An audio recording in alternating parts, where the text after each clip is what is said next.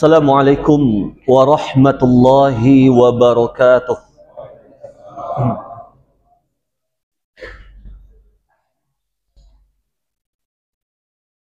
Alhamdulillahilladzi arsala rasulahu bil huda wa dinil haqq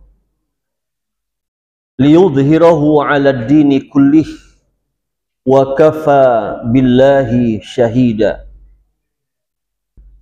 Asyhadu an la ilaha illallah wahdahu la syarika lah wa asyhadu anna Muhammadan abduhu wa rasuluh. Allahumma salli wa sallim ala nabiyyina Muhammad wa ala alihi wa ashabihi wa ala man saru ala nahjihi wa tamassaka bi sunnatihi ila yaumiddin. Ittaqullaha haqqa tuqatih wa la tamutunna illa wa antum muslimun.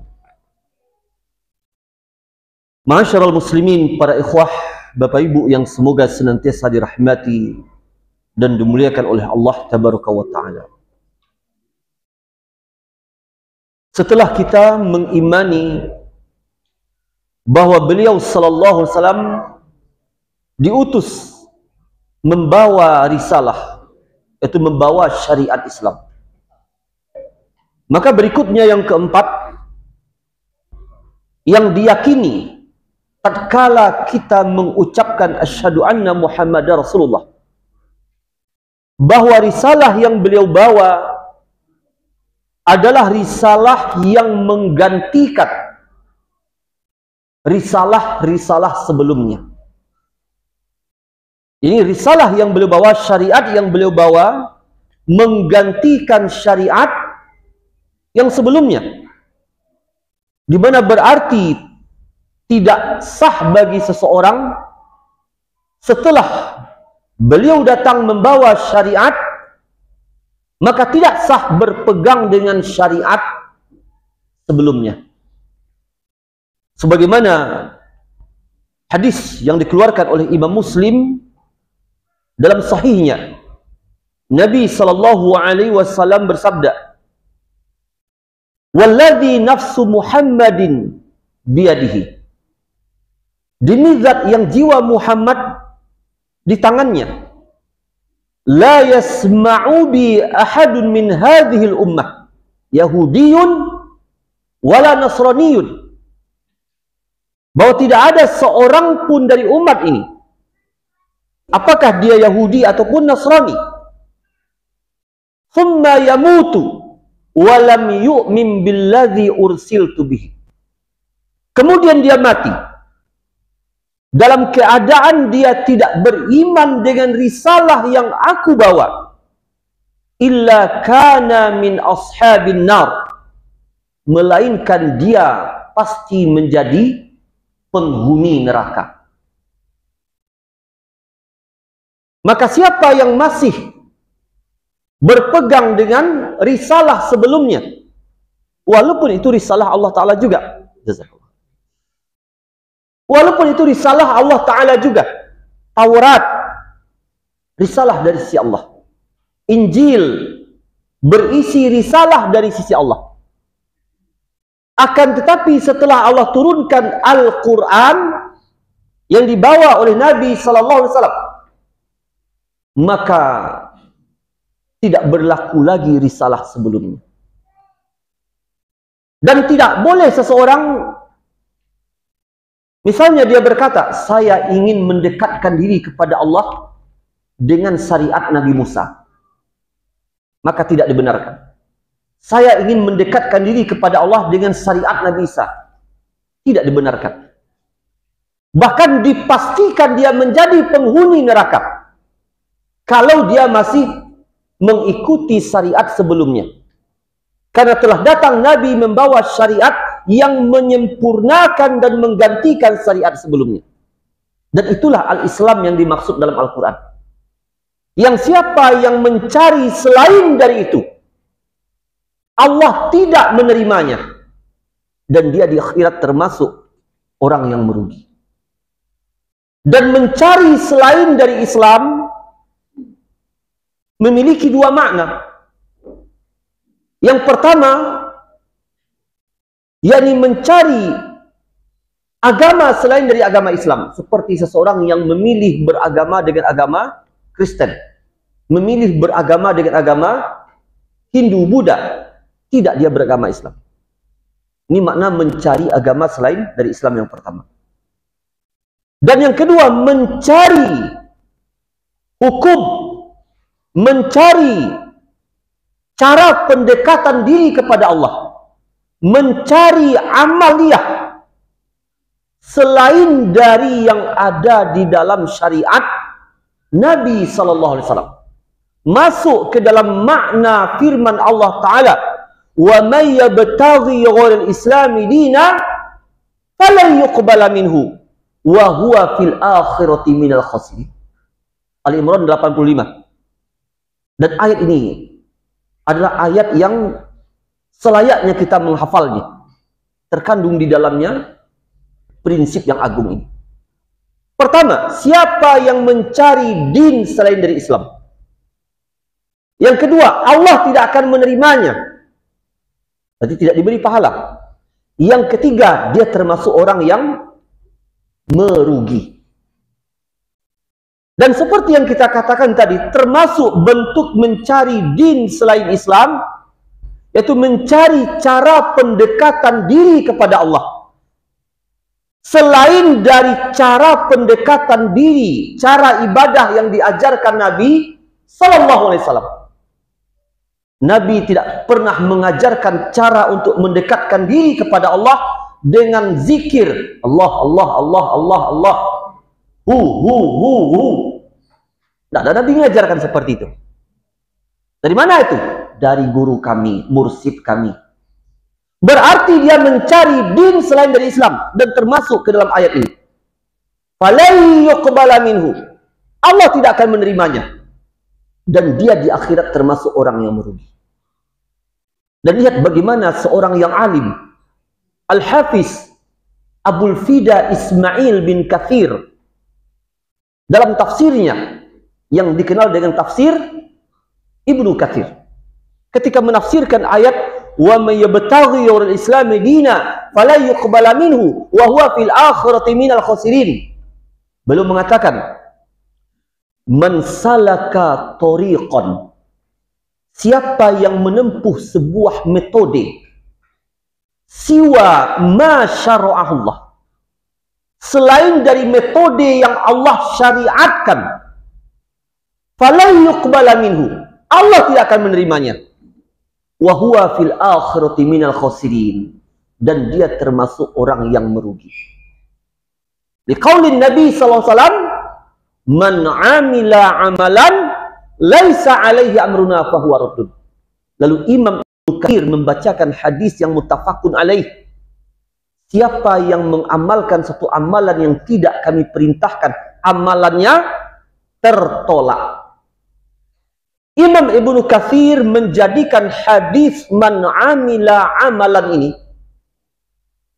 sebagai hadis yang menafsirkan ayat wa may yabtaghi ghairal islam madinah.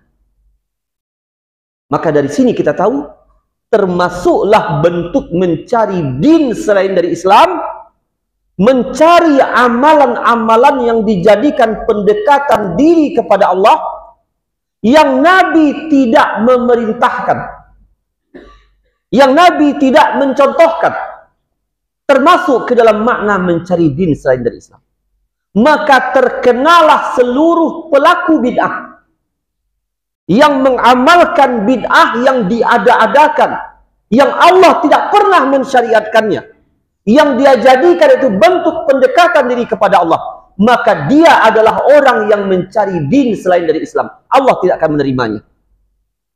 Dan tidak cukup itu saja, dia termasuk orang yang merugi. Bukankah Allah Ta'ala juga berfirman di bagian akhir surah Al-Kahfi, Qul hal unabbi'ukum bil akhsarina a'mala. Mau tak kalian saya beritahukan orang yang paling merugi amalannya? Apa kata Imam Al-Baghawi rahimahullah dalam tafsirnya Ma'alimut Tanzil, makna akhsarina a'mala, orang yang paling merugi amalannya, yakni orang-orang yang dia menginginkan dengan amalannya, yakni keutamaan, pahala, yarjuna bihi fadlan wa nawalat, menginginkan keutamaan dan pahala, akan tetapi fanalu halakan wa bawaran, yang mereka dapatkan adalah kehancuran, kebinasaan. Kenapa? Karena mereka mengamalkan amalan yang tidak disyariatkan, yakni amalan alladzina dhalla sa'yuhum fil hayatid dunya, amalan yang sesat, amal usaha mereka di dunia ini. Kapan suatu amalan dikatakan sesat? Kapan sebuah amalan dikatakan sebagai amalan sesat? Yakni amilu a'malan batilah ala ghairi syari'atin masyru'atin mardiyatin maqbulah. Kata Imam Ibnu Katsir ketika menjelaskan alladzina dhalla sa'yuhum fil hayatid dunya, yakni mereka mengamalkan amalan yang batil, yang tidak disyariatkan oleh syariat yang diredoi oleh Allah, syariat yang diterima di sisi Allah, itu syariat Islam. Itulah amalan yang dimaksud amalan yang sesat dalam ayat ini.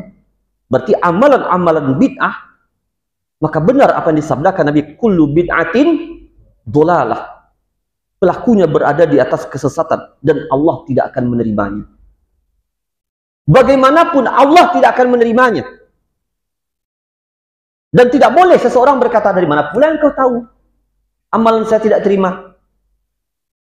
Yang penting saya mengamalkan, urusan terima atau tidak urusan Allah. Tidak usah engkau pula yang menghakim-hakimi amalan saya. Pokoknya saya berzikir Allah, Allah, Allah, Allah. Apa pula urusan engkau? Terima atau tidak terima itu bukan urusan Allah. Dari mana pula engkau tidak tahu? Maka jawabannya mana? Allah telah memberitahukan kepada kita melalui lisan Nabi SAW mana yang diterima dan mana yang tidak diterima. Yang tidak diterima yang mana? Laisa alaihi amruna, yang tidak kami perintahkan. Kan tidak dilarang. Kaedahnya bagaimana? Ibadah itu adalah apa yang diperintahkan, bukan apa yang dilarang. Maka setiap yang tidak diperintahkan berarti dia raddun, tertolak, fala yuqbala minhu. Maka kalau kita bikin mafhum mukhalafahnya dari ayat ini, wa may yabtaghi ghairal islam dinan fala yuqbala minhu wa huwa fil akhirati minal khasirin. Siapa yang mencari din selain Islam, Allah tidak menerimanya dan dia termasuk orang yang merugi. Coba bikin pemahaman kebalikannya. Apa jadinya bunyinya? Kalimatnya kan gini, siapa yang mencari selain dari Islam, Allah tidak menerimanya, dia termasuk orang yang merugi. Berarti kebalikannya apa? Siapa yang mencukupkan dirinya hanya dengan Islam dan tidak mencari yang lain, mencukupkan dirinya dengan petunjuk Nabi SAW dan tidak kepada petunjuk yang lain, maka Allah terima darinya amalannya. Dan dia di akhirat termasuk orang yang beruntung. Itu pemahaman mafhum mukhalafah. Dan di antara dalilnya yang menunjukkan bahwa syariat Islam menggantikan syariat yang lain, itu hadis yang tersebutkan pertemuan siang tadi, di mana Nabi SAW melihat sahabat Umar ibn Khattab memegang lembaran-lembaran kitab Taurat. Maka Nabi menjadi marah dan merah wajah beliau. Dan Nabi SAW berkata, "Amutahwikuna fiha ya Ibn al-Khattab?" Apakah engkau bingung, wahai Ibnu Khattab, tentang ajaran ini, tentang syariat yang kubawa ini, engkau bingung? Melafaz yang lain, "Afi syakin anta ya Ibnu Khattab?" Apakah engkau ragu, wahai Ibnu Khattab? Demi zat yang jiwaku di tangannya, sungguh aku telah membawakan kepada kalian baydha'an naqiyah, ajaran yang putih, bersih, suci. Juga dalam hadis yang dikeluarkan oleh Imam Ibnu Majah dari Irbad bin Sariyah, Nabi mengatakan, "Laqad taraktukum 'alal baydha' lailuha kanahariha." Aku tinggalkan kalian, wahai para sahabat, di atas ajaran yang putih bersih, yang terang benderang, malamnya seperti siangnya. La yazighu anha ba'di illa halik. Tidak ada yang menyimpang dari ajaran yang putih bersih ini, kecuali orang yang pasti dia binasa dalam kesesatan. Apakah engkau ragu, wahai Ibnu Khattab? Sedangkan aku telah membawakan kepada kalian ajaran yang putih bersih ini, di mana seandainya laukana akhi Musa hayya, seandainya saudaraku Musa hidup, nawasi'ahu ila tiba'i, tidak dia memiliki wewenang apapun, bahkan wajib baginya untuk mengikuti aku. Itu seandainya Nabi Musa.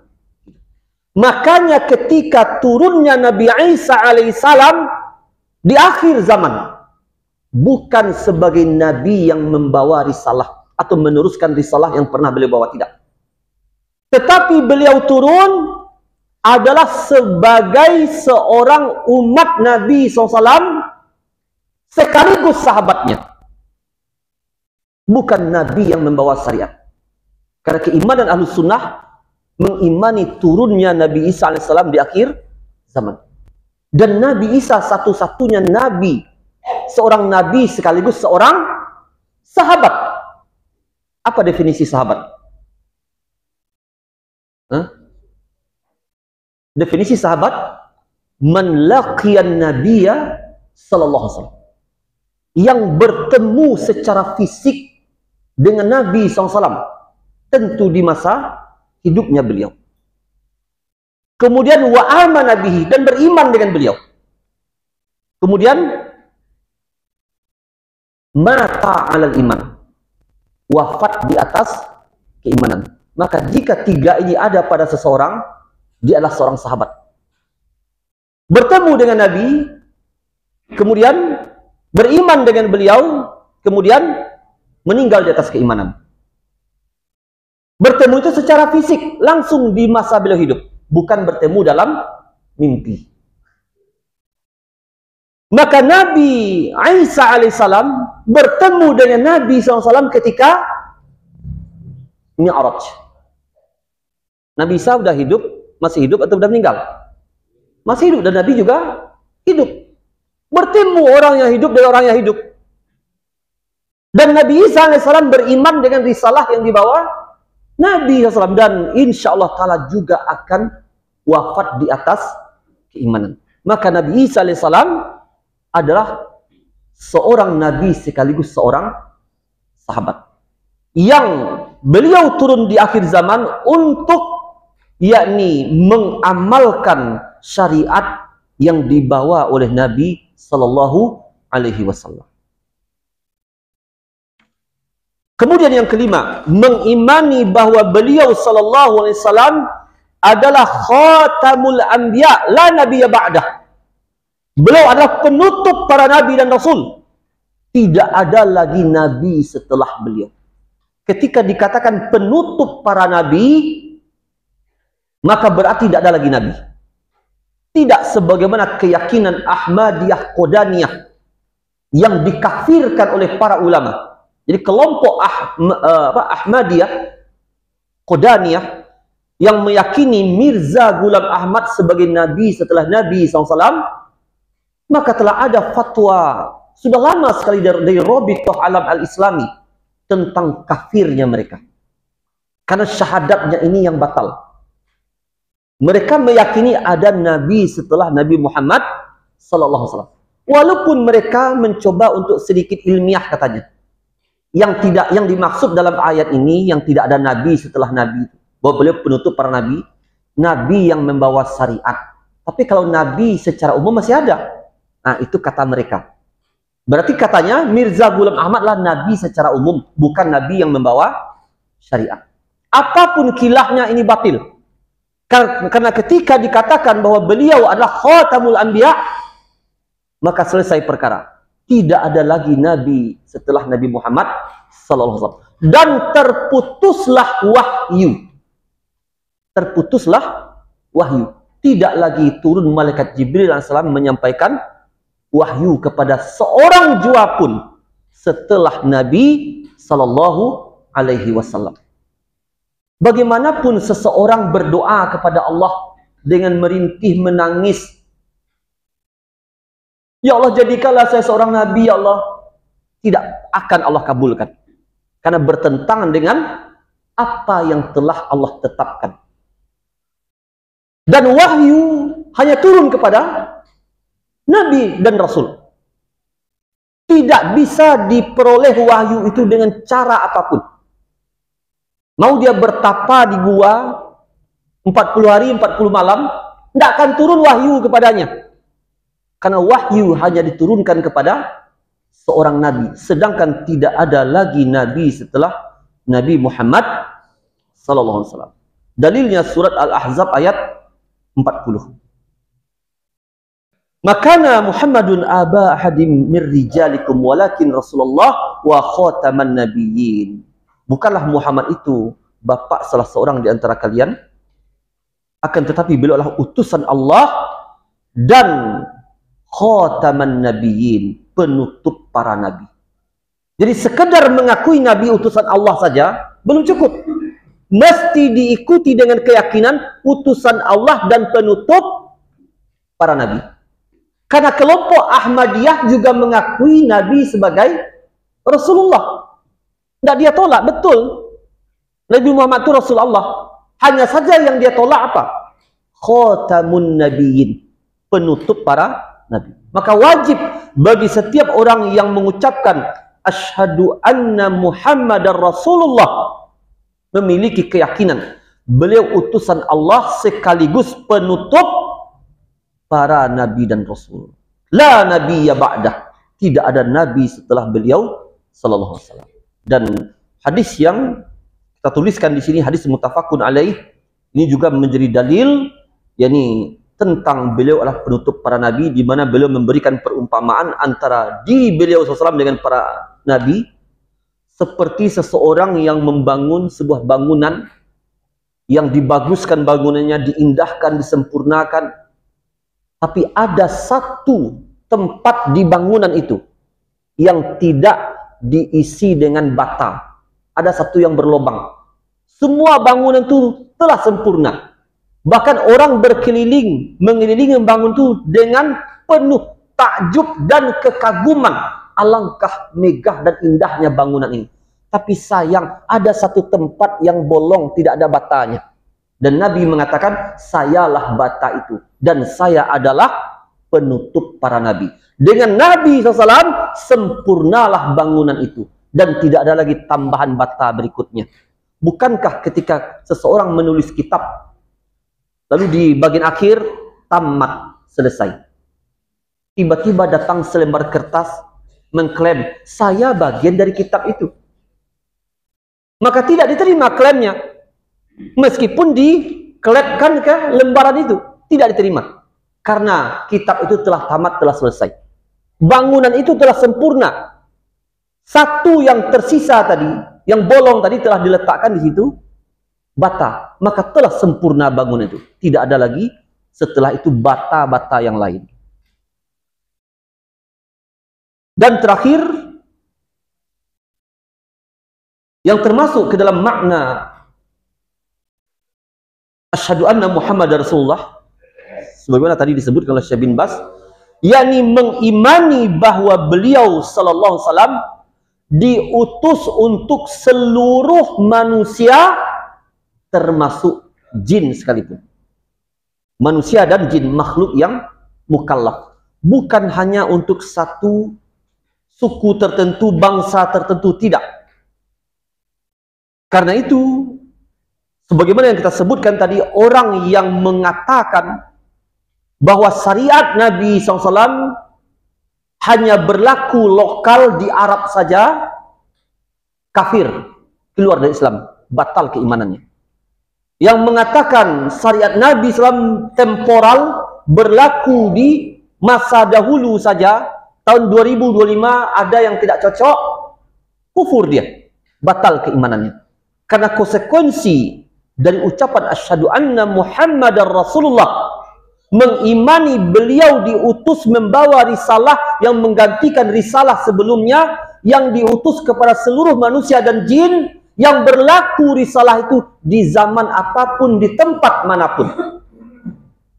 Risalahnya berlaku di setiap tempat dan di setiap zaman sampai datangnya hari kiamat. Dan Nabi SAW pernah membaca Al-Quran, diceritakan dalam ayat Al-Quran, diantaranya surat Al-Ahqaf 29-32, dan termasuk juga di surat Al-Jin. Ketika Nabi SAW membaca Al-Quran, maka ada segolongan jin. Disebutkan dalam sebagian tafsir ada 7 orang, 7 orang namanya, 7 jin lah, dia bukan orang.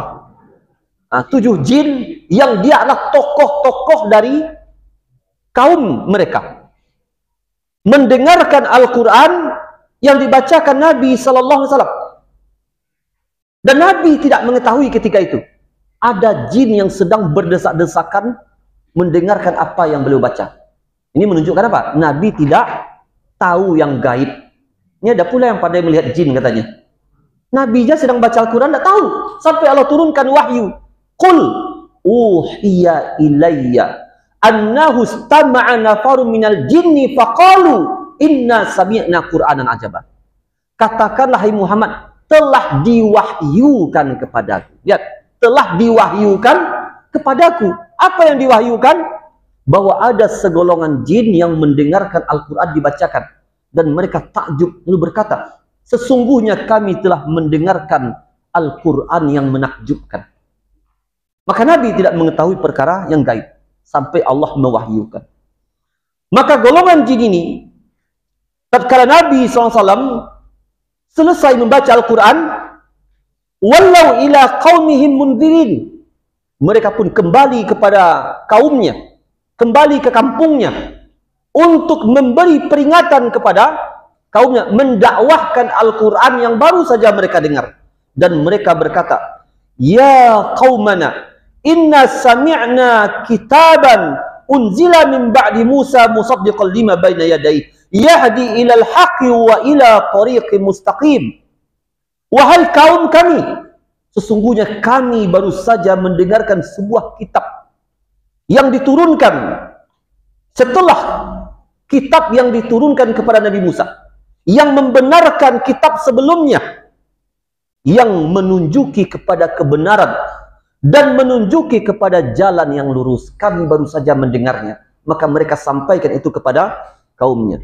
Ya qaumana ajibu da'iyallah wa aminu bihi. Wahai kaum kami, penuhilah ajakan seorang da'i yang menyeru kepada Allah ini, dan berimanlah kepadanya. Niscaya Allah akan mengampuni dosa-dosa kalian dan akan menyelamatkan kalian dari azab yang pedih. Menunjukkan syariat ini berlaku kepada jin sekalipun. Dan Allah telah menjadikan dalam sunnah, dalam aturannya, bahwa jin itulah yang Allah gerakkan mendatangi Nabi Sallallahu Alaihi Wasallam. Maka yakinilah, seperti majlis-majlis ilmu di Masjid Nabawi, di Masjidil Haram, yang diampu oleh para ulama umat ini, maka jin pun ikut hadir dalam majlis-majlis itu, mendengarkan kajian-kajian para ulama, karena secara keilmuan terkait syariat, ilmunya manusia lebih unggul daripada ilmunya jin. Maka jin itu yang Allah gerakkan. Tidak perlu pula kita mendengarkan ajaran khurafat dari Jamaatul Hindi. Ada yang mereka menamakan ajaran mereka bayan jin namanya. Itu bayan jin. Tanyalah Jamaatul Hindi, kalau udah senior tahu dia tuh. Apa tuh bayatul jin? Bayan jin. Jadi orang yang mereka namakan amir ataupun maulana pergi ke suatu ruangan, lalu dimatikan lampu, dan dia berbicara sendiri, berdakwah. Apa kata jemaahnya? Maulana kita sedang mendakwahkan jin. Maka ini khurafat. Tetapi jin itulah yang digerakkan oleh Allah Ta'ala ke majelis-majelis ilmu yang diadakan oleh manusia. Tidak ada yang namanya secara khusus, kita datang, mungkin di bawah gunung tuh mungkin banyak jin.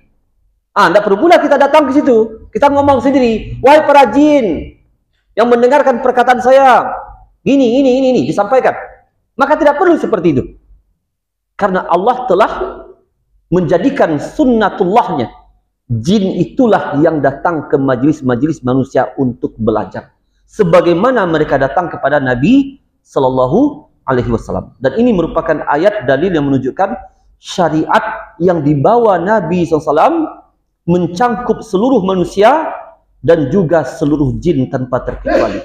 Dan siapa yang menyelisihinya dari kalangan manusia ataupun dari kalangan jin, maka diancam dengan azab yang pedih. Alhamdulillah selesai. Yani yang terkait dengan makna dari syahadat asyhadu anna Muhammadar Rasulullah.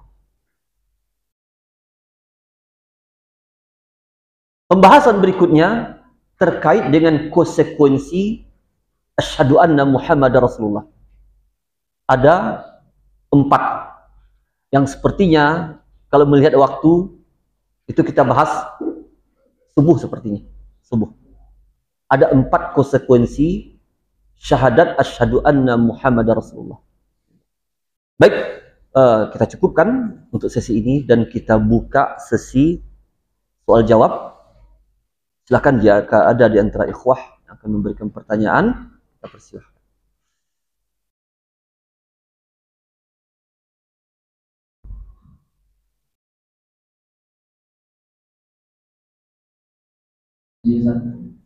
Ya, silakan. Ada pertanyaan dari semua. Aku izin bertanya, bagaimana hukumnya jika menikahkan anak perempuan, sementara ayahnya mualaf, namun mempunyai pemahaman semua agama bisa masuk surga. Mohon penjelasannya.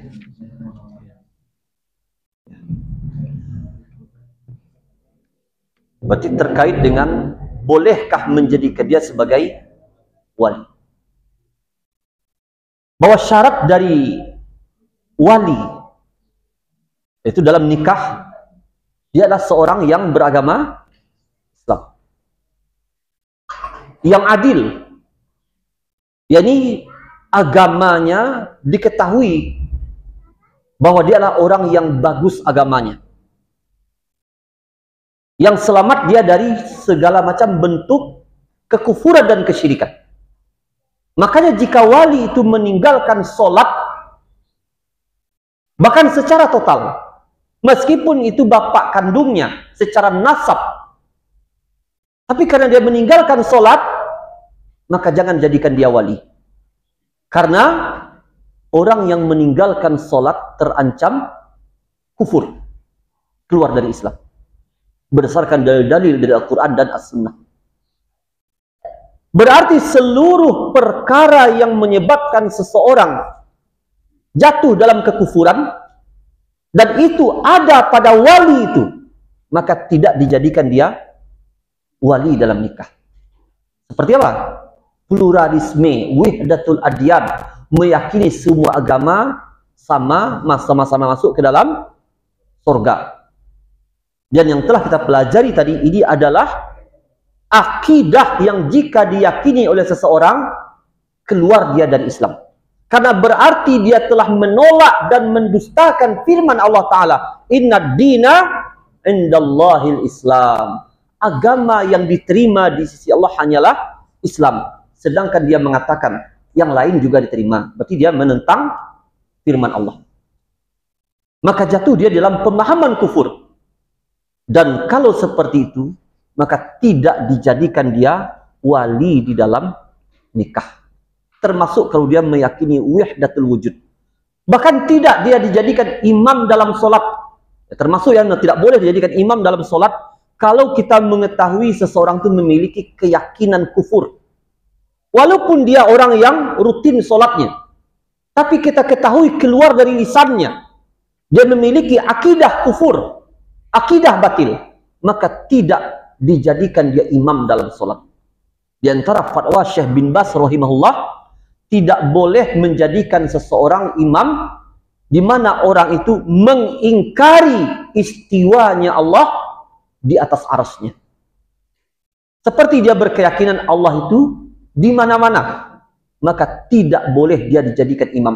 Meskipun dia pemilik sanad qiraah asyrah. Tak peduli itu. Karena banyak yang pemilik sanad-sanad qiraah, fasih bacaannya, alangkah pintarnya dia di dalam meluruskan lidahnya, tapi akidahnya tidak lurus, bengkok. Maka tidak dia dijadikan imam di dalam sholat. Karena di antara syaratnya mesti yang berakidah lurus. Wallahu a'lam.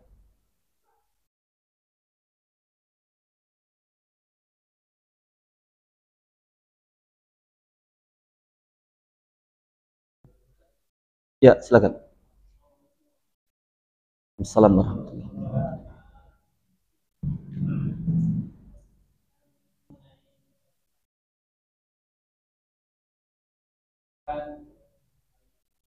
Ya.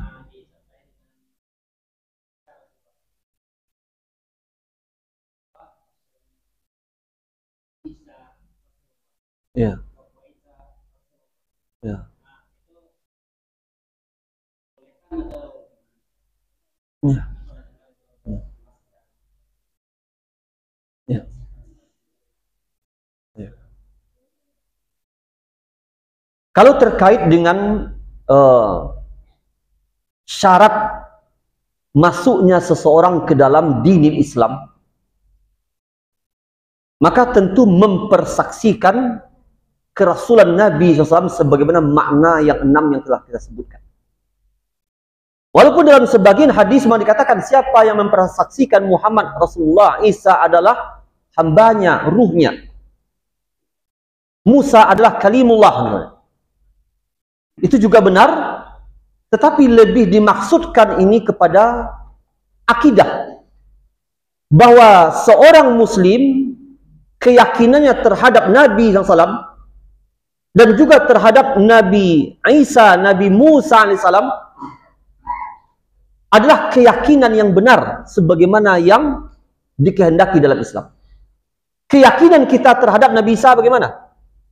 Beliau adalah Ruhullah, hamba Allah. Nabi Musa AS adalah Rasulnya, hambanya. Begitu juga keyakinan kita kepada Nabi SAW. Maka jika seseorang memiliki keyakinan yang benar terhadap para Nabi dan Rasul, meskipun dia tidak pernah melafazkan aku bersaksi Isa adalah yakni hamba Allah, Rasulnya, tetapi keyakinan itu telah ada, maka dia adalah seorang yang beriman kepada Allah, kepada Rasulnya sebagaimana yang dikehendaki. Bahkan sebagian ulama ada yang berpendapat ketika seseorang mengatakan aslamtu wajhi lillah, aku islamkan wajahku, aku pasrahkan diriku hanya untuk Allah, maka ini sama maknanya dengan ucapan asyhadu alla ilaha illallah, dan sah keislamannya dengan ucapan itu. Sebagaimana seseorang yang mengimani bahwa Nabi SAW adalah hambanya dan rasulnya, dan keimanannya kepada nabi-nabi yang lain juga benar sesuai dengan akidah Islam, meskipun terkait dengan nabi yang lain itu tidak pernah dia ucapkan dengan lafaz lisan, dia hanya mengatakan asyhadu anna Muhammadar Rasulullah. Tetapi terkait dengan Nabi Isa, dia meyakini sebagaimana keyakinan yang ada dalam Islam, dan lisannya tidak pernah mengucapkannya, tetap dia seorang Muslim. Tidak perlu ditambahkan dengan lafaz itu. Karena lafaz tambahan selain dari Muhammad Rasulullah SAW, kemudian tambah dengan Isa adalah Rasulnya, Musa adalah Rasulnya, Kalimullah, maka tambahan ini dimaksudkan bukan untuk dijadikan persaksian di dalam syahadat seperti sholat atau seperti seseorang yang akan masuk Islam. Tidak, tetapi lebih dimaksudkan ini adalah sebuah akidah Islamiyah yang kita yakini terkait dengan nabi-nabi yang dimaksud. Tapi jika seseorang adalah misalnya Nasrani masuk ke dalam Islam, maka tidak masalah dia tambahkan syahadat itu, karena itu terkait dengan pembatalan akidahnya yang lama. Namun kalau dia cukupkan dengan ucapan asyhadu anna Muhammadar Rasulullah saja, tanpa dia lafazkan secara teks bahwa Isa adalah hamba Allah dan Rasulnya, maka juga sah keislamannya, asal dengan syarat dia telah membatalkan akidah batilnya terhadap Nabi Isa.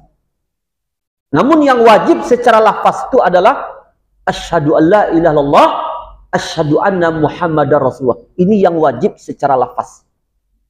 Adapun terkait dengan persaksian terhadap Nabi Isa, Nabi Musa alaihi wassalam, kalaupun tidak diucapkan secara lafaz, tapi dalam keyakinan seseorang telah memiliki akidah yang benar terhadap kedua nabi itu, maka itu pun tidak masalah, tidak dia ucapkan, tetapi keyakinannya telah benar terhadap itu.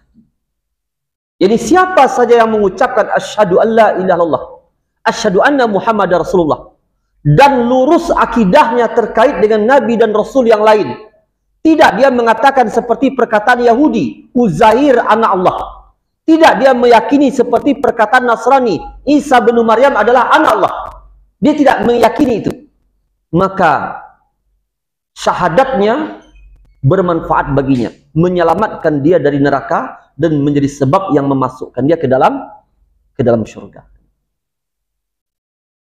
Wallahu a'lam.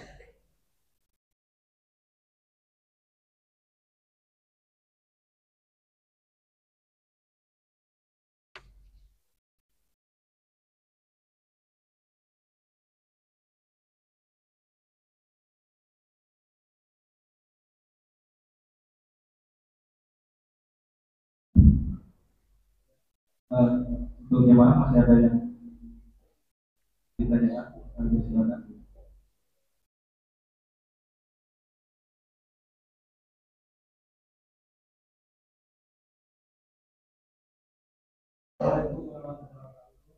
Assalamualaikum warahmatullahi wabarakatuh.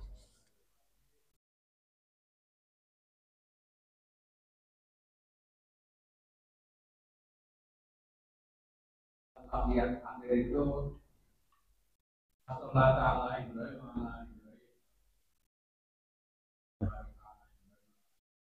Ya. Jadi kalau kita di Ya.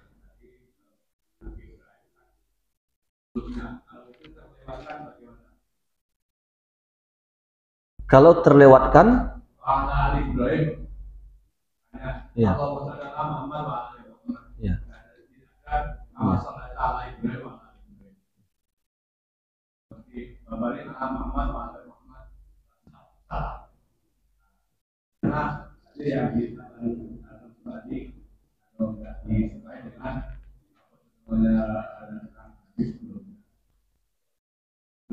Ya.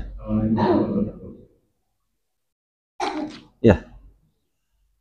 Pertama, kita mengimani bahwa sebaik-baik petunjuk adalah petunjuk Nabi Sallallahu Alaihi Wasallam.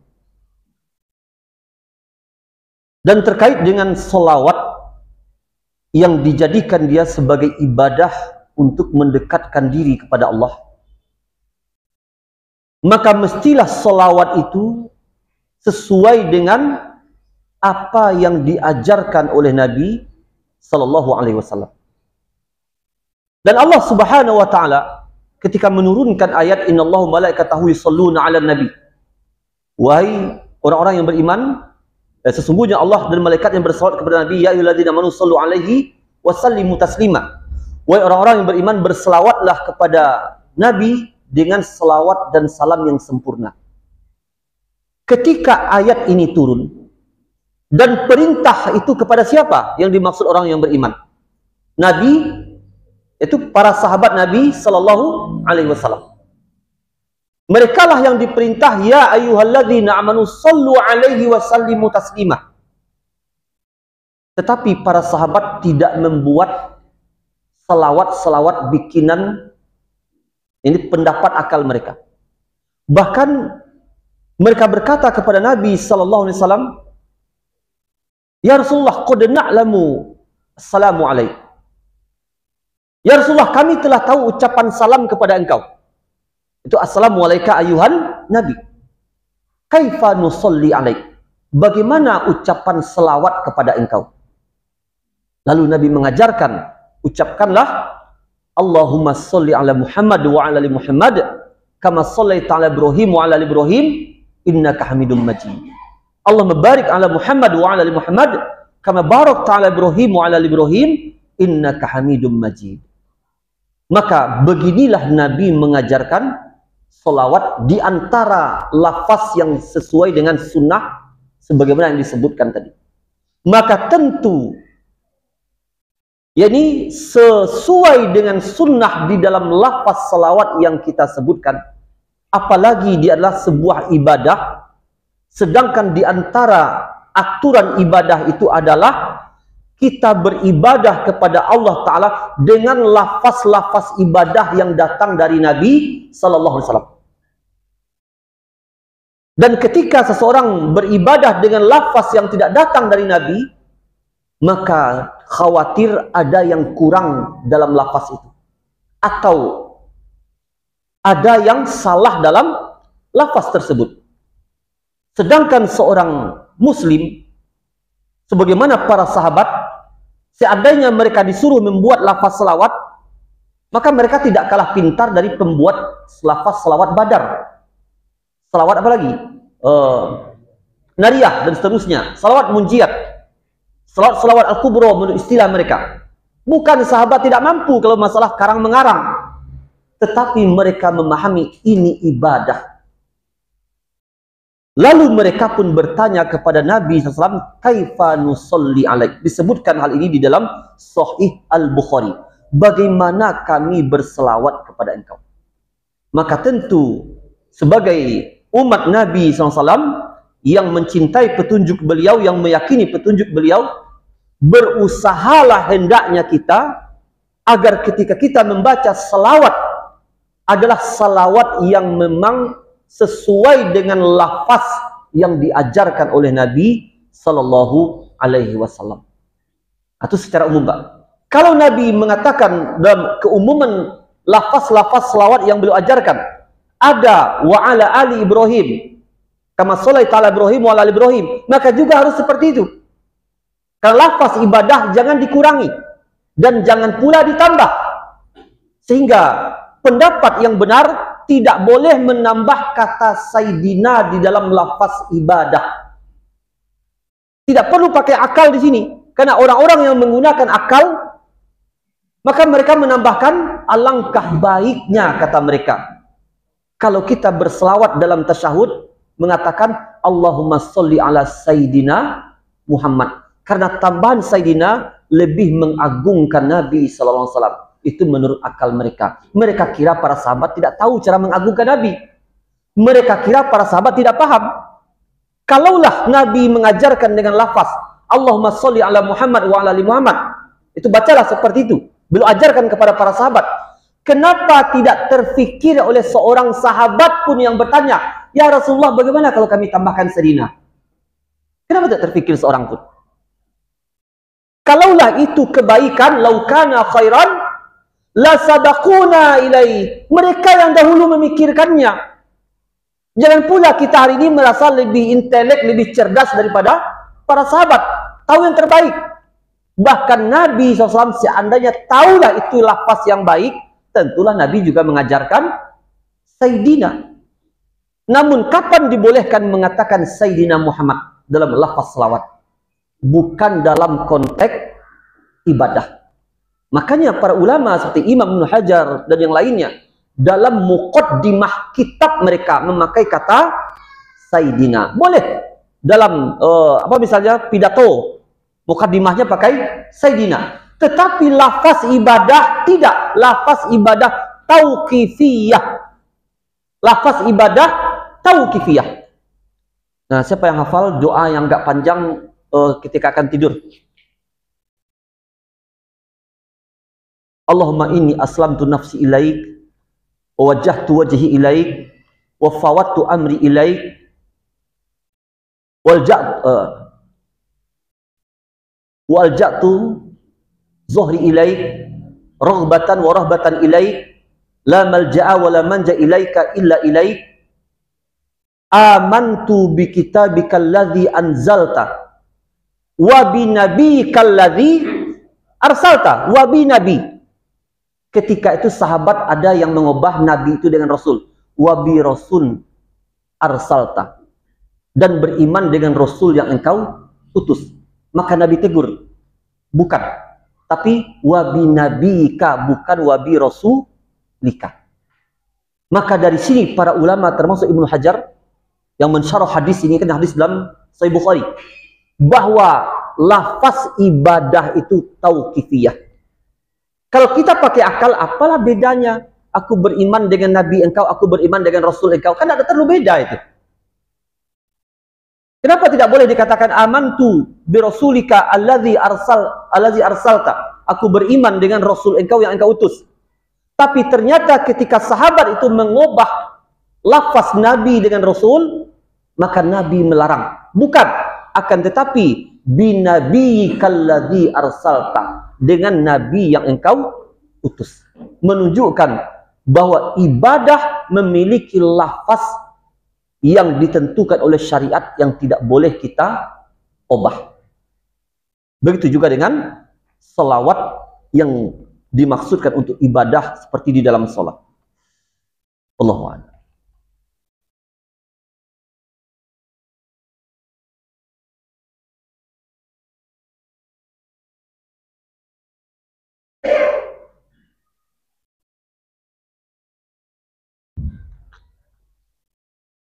Assalamualaikum Assalamualaikum warahmatullahi wabarakatuh. Seseorang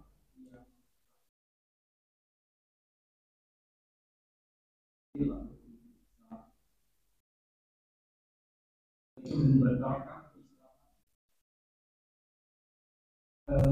apakah kalau seseorang itu dia maka jadi tetap di dalam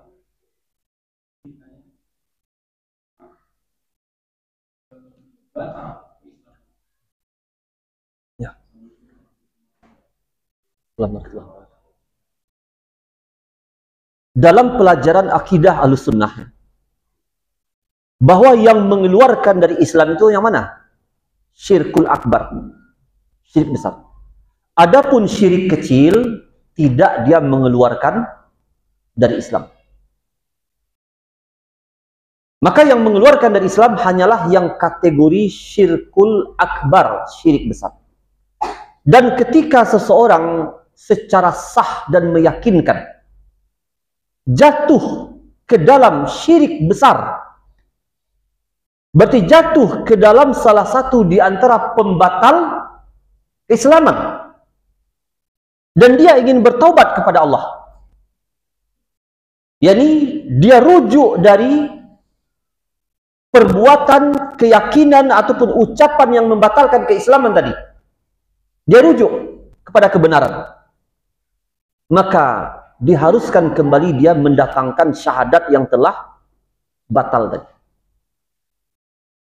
Dan mendatangkan syahadat yang telah dibatalkan tadi, seperti yang telah kita sebutkan kemarin, tidak perlu pula mendatangkan saksi sebagaimana orang Nasrani baru masuk Islam, tidak perlu. Bahkan cukup ketika dia beristighfar, meminta ampun kepada Allah, lalu dia menegakkan solat, maka syahadat dalam solatnya itu telah cukup sebagai syahadat yang memperbaharui kembali Islam yang telah batal sebelumnya. Hanya saja dari sisi dampak kepada amal, di sini ada khilaf para ulama. Imam Malik berpendapat seluruh amalnya telah hancur. Telah batal. Dan ketika dia bertaubat, masuk kepada Islam dengan syahadat yang baru, berarti dimulai lagi dari nol. Yang lain itu telah hancur. Pendapat siapa? Imam Malik.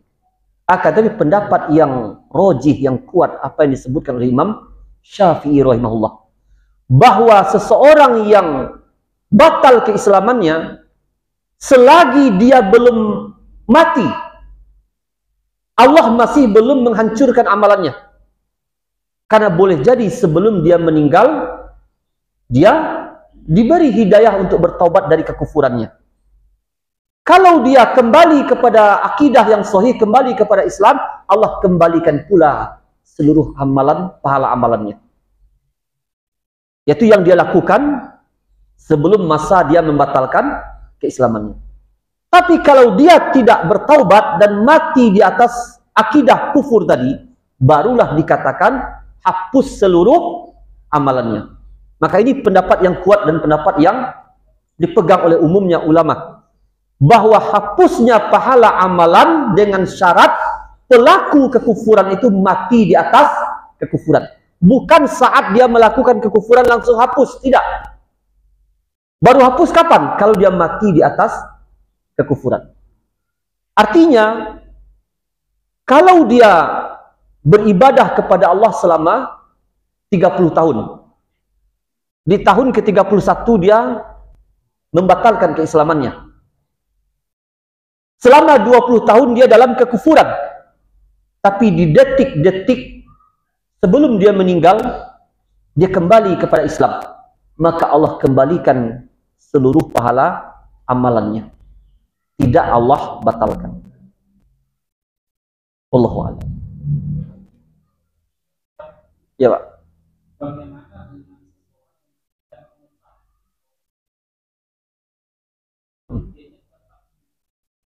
Ya. Ya.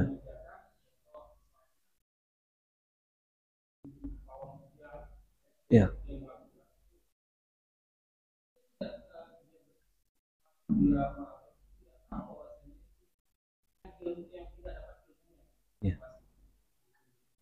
Ya, berarti ini terkait dengan uzur kejahilan. Siapa yang diterima uzur kejahilan? Tidak setiap orang yang beralasan saya tidak tahu diterima alasannya, tidak. Allah Ta'ala berfirman, wa ma kunna mu'adzibina hatta nab'atha rasulah. Kami tidak akan mengazab suatu kaum sampai kami mengutus seorang rasul. Apa tujuan diutusnya seorang rasul? Dan inilah tujuan pokok dalam dakwah. Jadi tujuan pokok dalam dakwah itu bukan agar mereka menerima. Bukan. Tapi tujuan pokok dalam dakwah, li'alla yakuna linnasi 'ala Allah hujjatun ba'da rusul. Agar tidak ada lagi hujjah bagi manusia setelah diutusnya Rasul. Karena Allah akan berkata kepada mereka, alam ya'tikum rasulun minkum yatsluna 'alaikum ayati rabbikum munzirunakum liqa'a yaumikum hadza. Bukankah telah datang kepada kalian Rasul yang membacakan kepada kalian ayat-ayat Rabb kalian, yang mengingatkan kalian dengan pertemuan di hari kiamat ini? Maka mereka mengatakan, bala, betul, telah sampai kepada kami seorang Rasul. Berarti tidak ada uzur kejahilan bagi mereka. Karena hujah telah sampai kepada mereka. Adapun di negeri yang mudah diakses ilmu, kalau seseorang mau, maka tidak diterima uzur kejahilan. Dia tinggal di negeri yang masjid di sana sini bertebaran, azan dikumandangkan, dan dia melihat setiap hari orang-orang sholat, namun dia tidak melakukan sholat. Dan ketika ditanya di salah, saya tidak pandai sholat ya Allah, diterimakah uzurnya? Tidak diterima.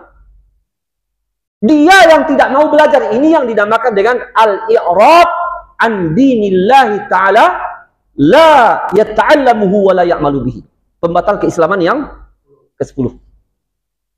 Yang berpaling dari mempelajari agama Allah, tidak mempelajari dan tidak mengamalkannya. Maka yang seperti ini tidak diterima uzurnya. Orang yang diterima uzurnya yang tidak tahu itu syirik siapa? Yang tinggal di sebuah pulau terpencil, yang tidak masuk dalam peta dunia. Peta dunia pun tidak tahu orang. Kalau kini pulau-pulau terpencil pun masih tahu orang sekarang. Masih sampai akses manusia ke sana. Tapi kalaulah ada ya pulau saat ini yang tidak tersentuh oleh manusia yang lain, ada di situ suku pedalaman yang tinggal, yang terputus dari ilmu. Ilmu tidak sampai kepada mereka, mereka pun tidak pernah pula sampai kepada ilmu. Maka ini baru dikatakan mendapat uzur kejahilan. Dan hukum mereka dikembalikan kepada Allah Ta'ala. Adapun yang tinggal di negeri kita ini, kalaupun ilmu tidak sampai kepada mereka, kenapa mereka yang tidak sampai ke majelis ilmu? Adakah orang yang setiap hari berdiri di pintu rumah mereka lalu menodongkan pistol, jangan pergi ke majelis ilmu? Adakah? Tidak. Tapi kaki mereka yang terbelenggu. Terbelenggu oleh apa? Ambo sibuk, Pak. Karena Jawa banyak terbelenggu oleh kesibukan. Hanya saja dia boleh beralasan seperti itu kepada manusia, cuman haruslah dia memikirkan, kalau itu alasan saya di sisi Allah, terima atau tidak? Kenapa kamu jahil tentang akidah yang sahih? Kenapa kamu tidak tahu itu syirik? Saya sibuk ya Allah. Akhirnya Allah terima enggak?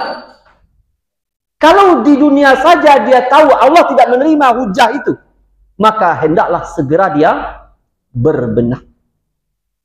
Karena uzur kejahilan hanya bagi orang-orang tertentu, yaitu yang tidak sampai ilmu kepada mereka, dan mereka pun tidak mampu untuk sampai kepada ilmu. Karena kalaulah uzur kejahilan orang hari ini diterima, tentulah lebih layak diterima uzur kejahilan orang tua Nabi Muhammad sallallahu alaihi wasallam. Allah Ta'ala. Ya. Ya. Ya.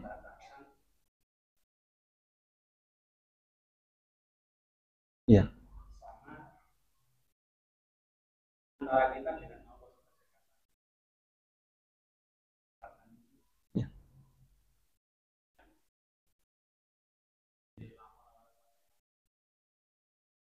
Ya. Ya.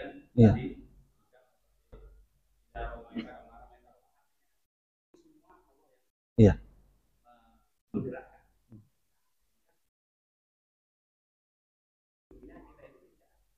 Ya. Yang ada adanya, yang kita merasa ada, yaitu Ya. rasa memahami. Ya. Ya, kita tidak terpeleset mana itu. Ya. Ya. Ya. Terkait dengan memahami ayat ataupun hadis, apalagi yang khusus menyebutkan tentang sifat-sifat Allah, maka tidak boleh keluar dari pemahaman para sahabat. Sebagaimana disebutkan oleh Imam Al-Hafiz Ibnu Abdul Hadi dalam kitabnya As-Sarimul Mumki. Beliau mengatakan, la yajuzu ihdatsu ta'wilin fi ayatin atau fi sunnatin lam yakun ala ahdi salaf wala arafuhu wala bayanuhu lil ummah. Tidak boleh menafsirkan satu ayat ataupun satu hadis yang tidak pernah ada penafsiran itu di masa para salaf. Para sahabat tidak mengenal penafsiran seperti itu. Para sahabat tidak pernah memahami sebagaimana yang mereka pahami. Tidak pernah mereka sampaikan, mereka jelaskan kepada umat. Begitulah penafsiran ayat itu. Maka setiap penafsiran yang menyelisih pemahaman para sahabat pasti salah dan pasti sesat. Ini kaidah yang penting. Tidak mungkin pula kita hari ini yang lebih tahu daripada para sahabat tentang tafsir ayat. Karena merekalah murid Nabi SAW. Yang Nabi langsung melalui lisan beliau mengajarkan tafsir ayat per ayat. Langsung ke telinga para sahabat.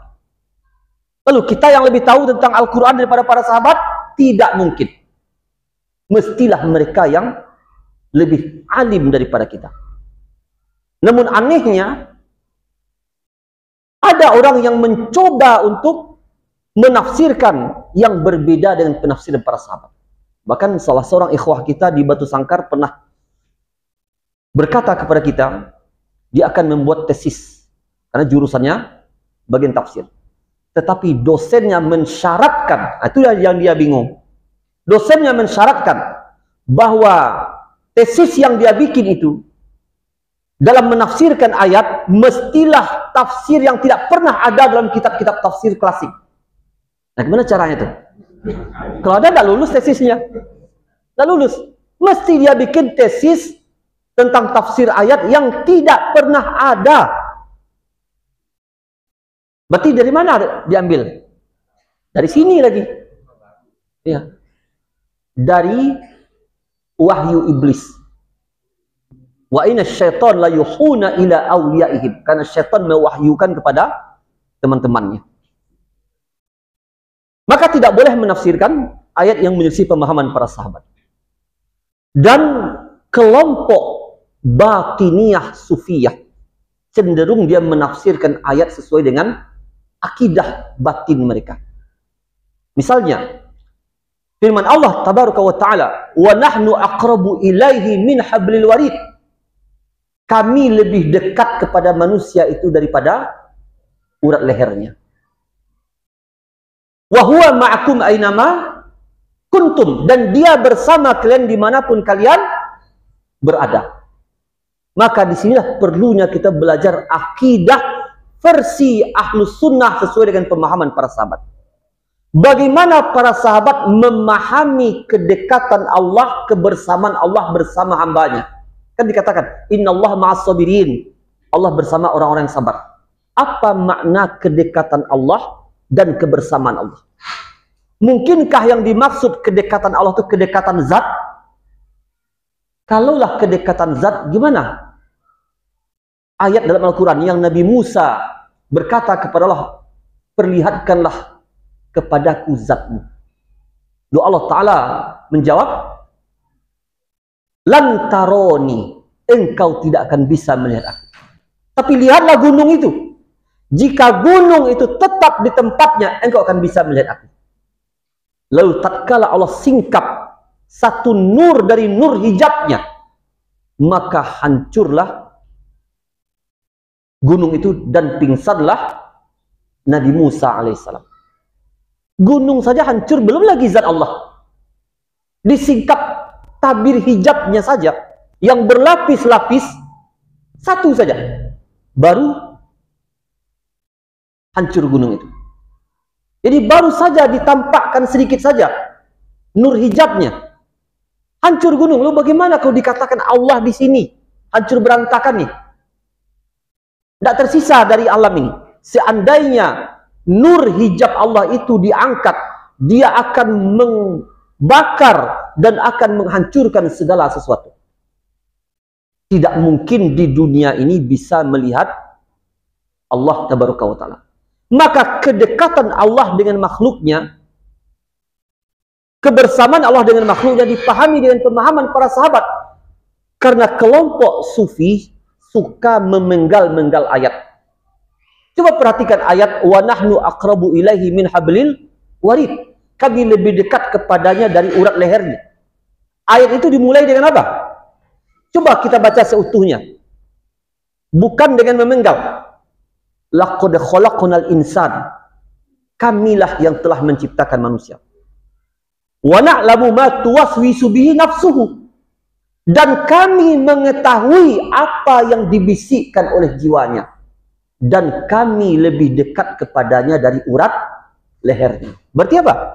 Berarti pengetahuan Allah, ilmunya Allah lebih dekat daripada urat leher kita sendiri.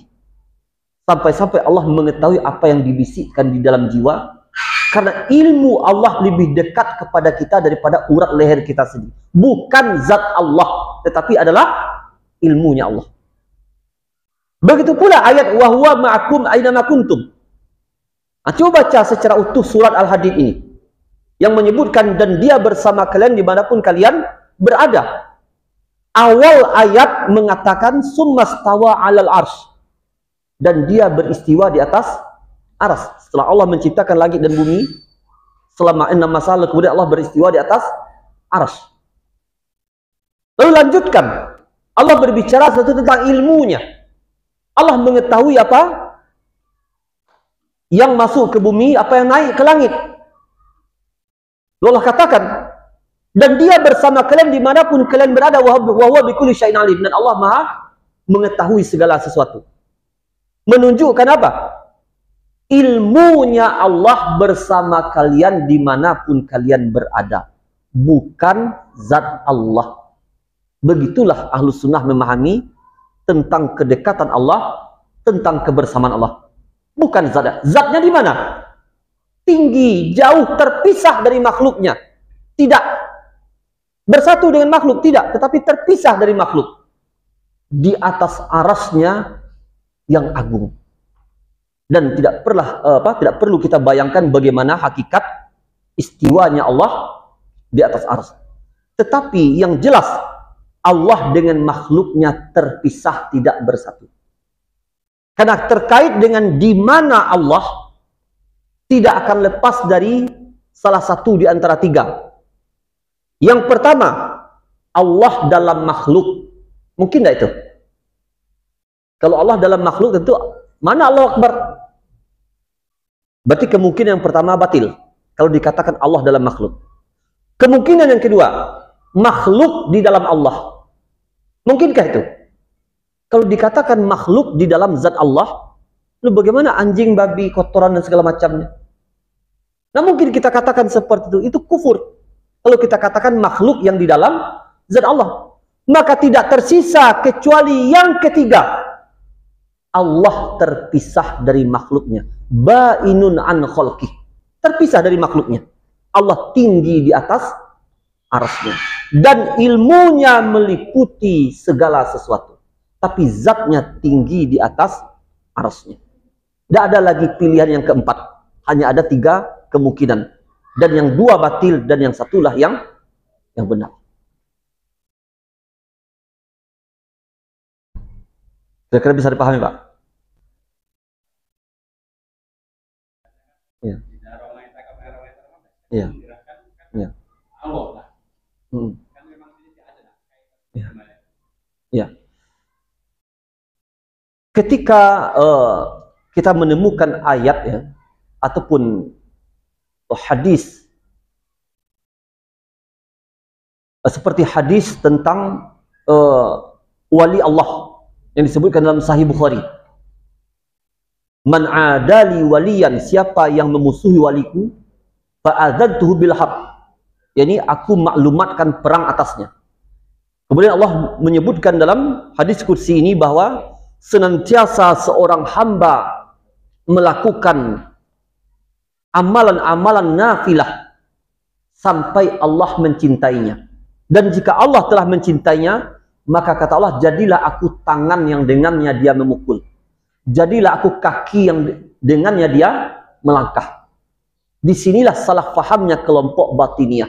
Mereka membawakan hadis ini dalam makna wahdatul wujud. Padahal ulama hadis seperti Imam Ibnu Hajar dan yang lainnya yang mensyarah hadis itu, maksud aku menjadi tangan yang dengannya dia memukul, aku menjadi kaki yang dengannya dia melangkah. Maksudnya apa? Allah beri hamba yang dicintai tadi taufik dalam setiap gerak kehidupannya, sehingga jadilah tangannya hanya kepada apa yang Allah kehendaki, yang Allah ridhoi, dan kakinya hanya melangkah kepada apa yang Allah kehendaki dan Allah ridhoi. Dan ketika dikatakan wa ma ramaita iz ramaita walakin Allah rama, jadi Allah lah yang membantu memberikan pertolongan kepada kaum muslimin di dalam jihad, di dalam pertempuran-pertempuran mereka melawan musuh. Bukan karena kekuatan persenjataan mereka, karena banyaknya jumlah mereka, tapi itulah pertolongan dari sisi Allah tabaraka wa ta'ala.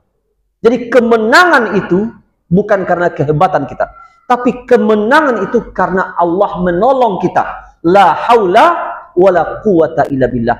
Tidak ada daya untuk menolak maksiat, untuk menolak musibah, menolak mudarat. Wala quwata, dan tidak ada kekuatan untuk melakukan ketaatan illa billah, kecuali dengan pertolongan Allah. Menunjukkan apa? Bahwa segala sesuatunya butuh kita kepada pertolongan Allah. Kita bisa sholat karena pertolongan Allah. Kita bisa melakukan berbagai ketaatan karena pertolongan Allah. Bukan maksudnya Allah bersekutu dengan zatnya bersama kita di dalam perbuatan kita, itu tidak mungkin. Tetapi maksudnya adalah taufik, kekuatan, pertolongan, bantuan yang Allah berikan kepada seorang hamba dalam setiap langkah, dalam setiap gerak kehidupannya, dalam setiap ketaatannya. Nah, itu maksudnya.